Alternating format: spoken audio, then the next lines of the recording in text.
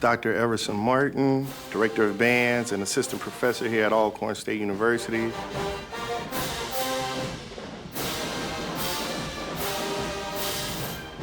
Founded in 1871, originally Alcorn College, and then became first land-grant institution, transitioned to Alcorn State University. And it was originally designed and founded to educate the poor black students in this area of Mississippi. I think we wanted a better drilling HBCU bands around.